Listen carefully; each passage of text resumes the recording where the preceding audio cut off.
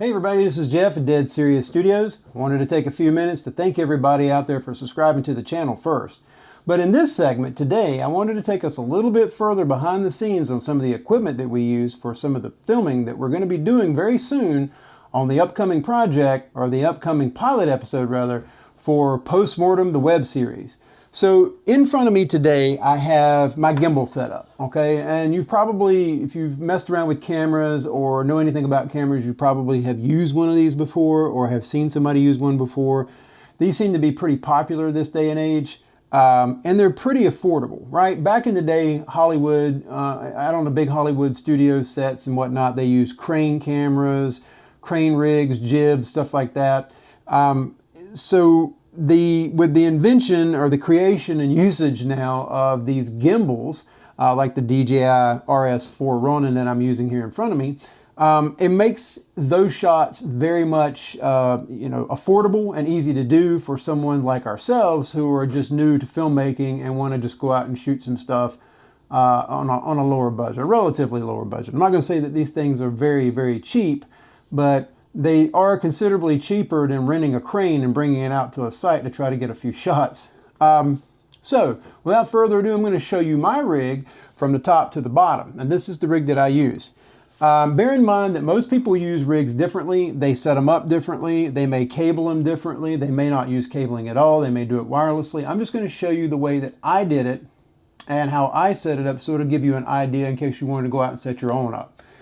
So I'm going to slide this over so we can take a little bit closer look at it. This is the DJI Ronin RS4. This is not the Pro model, but the model that I purchased here did come with some features. It came with a nice carrying case. It came with the briefcase handle that you see right here that I'm holding with my left hand.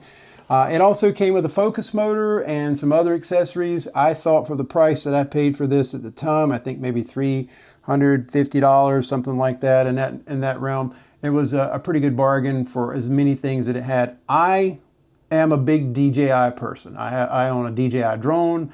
I own several other DJI products, DJI microphones, this camera that I'm recording on right now. I'm a fan of DJI's products. I think they're very well and they're very easy to use and rock solid.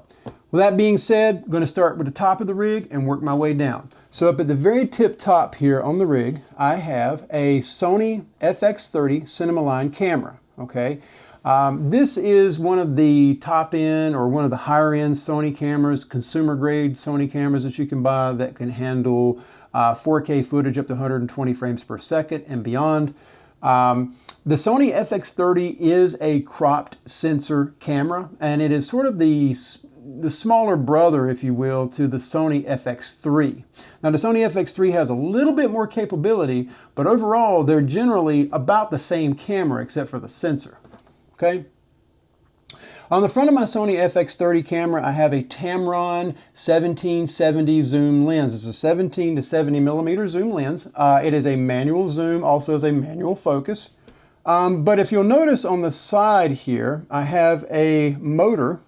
This is one of the things that came with my RS4 is the focus motor. The focus motor mounts on a bar here that comes right off the bottom of the base plate. And it swings up and tightens and touches a gear that's added, which is basically kind of like a giant zip tie, if you will, that goes around the focus lens here, or the focus ring, and allows me to turn, see, with my finger on the trigger of the RS4, actually do the focusing just by rolling my finger back and forth across. It's really gentle, very easy to use, and it's a whole lot easier than trying to focus with your hands. If you've ever held a camera, and you know these things are pretty heavy. This rig here, the payload on this arm right now is somewhere around 6 pounds, maybe a little bit more.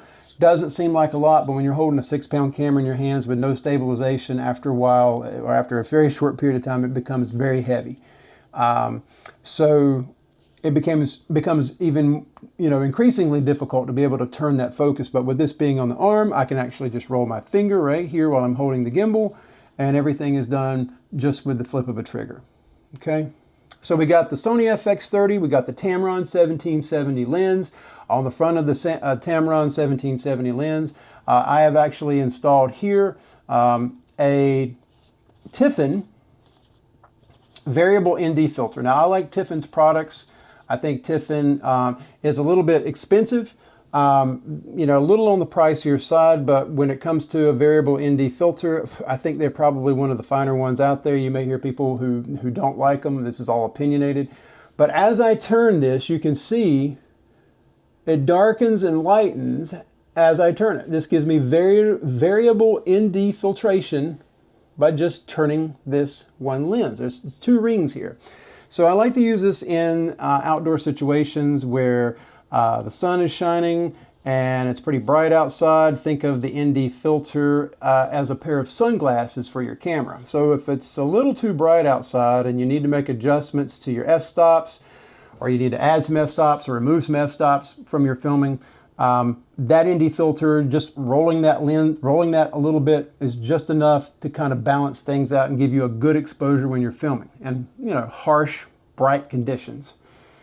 Now, so we've covered the lens, we've covered the focus motor, we already know which gimbal we're using here, and we've already talked about the camera. One thing I want to point out though, the camera, I also have a cage installed on this camera. It's a SmallRig cage for the Sony FX30. I love SmallRig's equipment. I like that brand, so I use Sony, I use DJI, I use SmallRig, and I also use Newer, or however you pronounce it. It's a northeastern based company here in the United States. Very helpful company. I've had to work with them a few times over the phone on some of the things that I've purchased. But yeah, so those are some of the brands that we use, right? So going down the rig, we can see, if I back it up just a little bit, we've also got, you know, like I was saying earlier, the suitcase handle, which is here, which allows me to put both hands on the rig for better stabilization. Over to the left-hand side, I have a SmallRig arm-mounted and a Atomos Ninja 5.1 monitor. On the back of this monitor, I'll turn it around real quick and show you. All of my recording is done right on the back of this monitor. On the right here on an installed Samsung Evo 870 1 terabyte solid state drive. Now, it's hard to beat a Samsung solid state drive. I've actually worked in IT for over 20 years, and I've installed many of these drives. I've worked with these drives for several years since they first came out, and I find them to be the most reliable solid state drives out on the market, honestly. So I've got one of these slapped in. It plugs right into the back of the monitor. All of my input comes directly from the camera down this coiled cable right into the monitor. It records right to this drive. The unique thing and the good thing about having a monitor, well, there's a lot of good reasons why you'd want a good monitor when you're filming, is not just so you can see what you're doing here on the screen. I mean, you have an output screen, or you have a display screen rather, right here on the back of the camera. There we go. You have a display screen here on the back of the camera that's helpful, but this screen is going to be a little bit bigger. It's going to give you a little more detail. I find it a little bit easier when I'm filming to be able to look over to one side and not looking directly at the back of the camera where my vision or my view is obstructed from what it is I'm trying to film. The monitor can do a lot of things. It can check for color variance. It can check for, you can add a LUT in here and actually see what your LUT's going to look like in post-production before you put it in. You can actually have the LUT go in automatically if you want. You can set grid lines to aim with. You can center your subjects up on the lens. I mean, there's so many different things in here. So many different built-in tools to help you with your exposure. And all that good stuff. I mean, I could take a whole video and just talk about how that works, but this has been probably one of the most life-saving pieces of equipment that I've purchased out of my entire collection of gear that I use. Now, this is connected.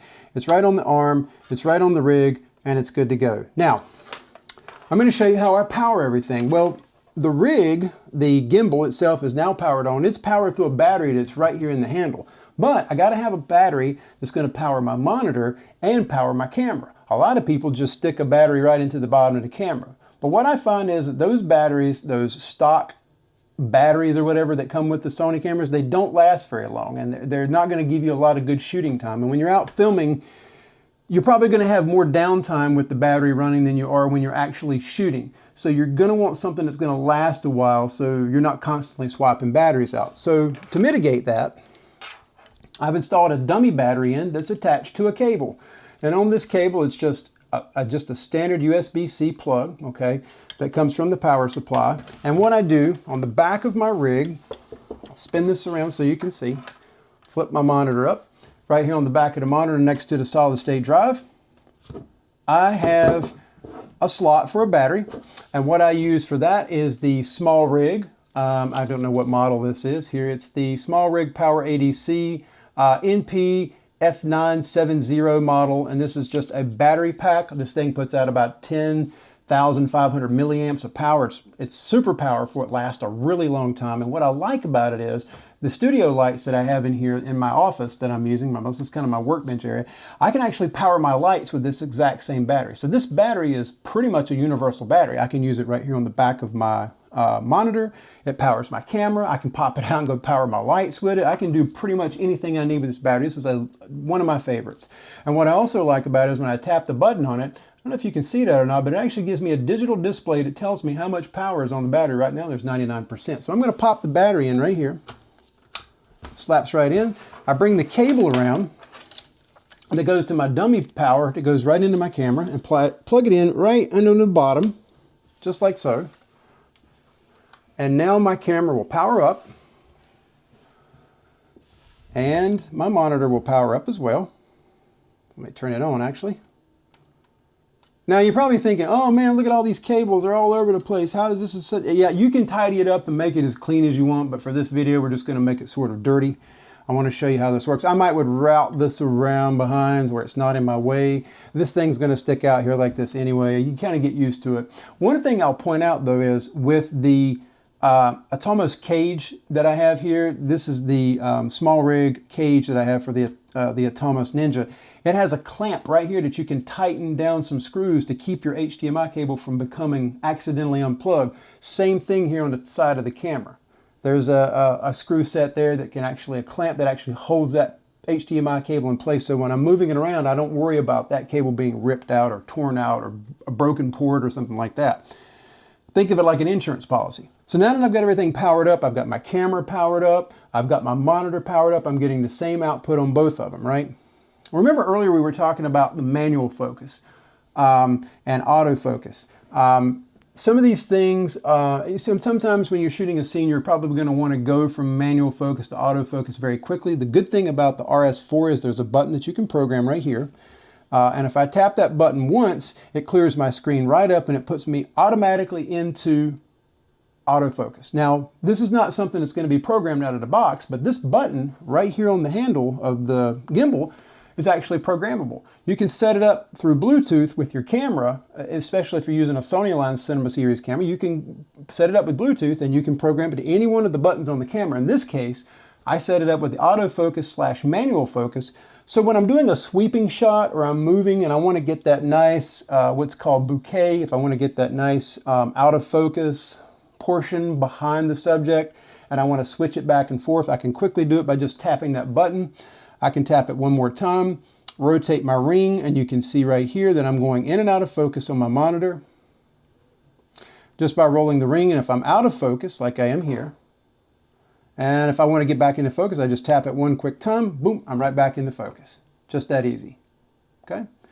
Also, as I was showing a minute ago on the joystick, the handle right here where your hand goes, there's like about 20 or 30 controls, it feels like, right here in your palm of your hand.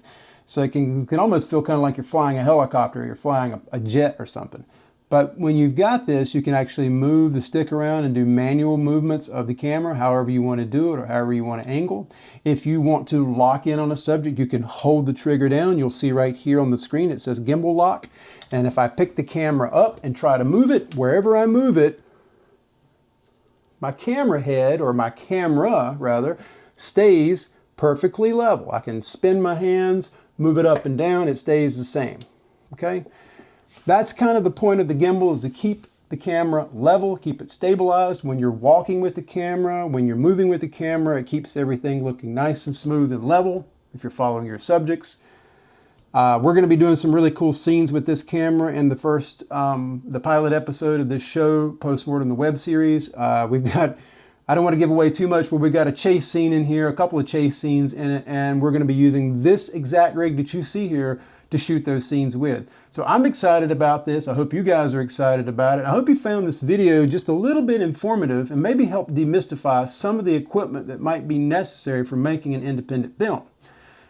We're here to help and spread the word for independent filmmakers, such as myself, people like you who are interested in making your films. And we want to kind of give you a behind the scenes of how this whole process takes place. That's what we're here for. I want to thank you guys again for your time. Thank you again for subscribing. And if you haven't subscribed, take a moment, click the button below, subscribe to the channel. You'll get more content like this, behind the scenes footage of the show that we're producing and working on as I speak in front of this camera. And you'll get a chance to see all kinds of cool stuff as it unfolds. We've got some really cool things lined up pretty soon. I want you guys to join us, be a part of it. We may even have a live stream or two. So stay tuned, subscribe, check us out online at www.deadserioustudios.com. And I'll catch you guys later.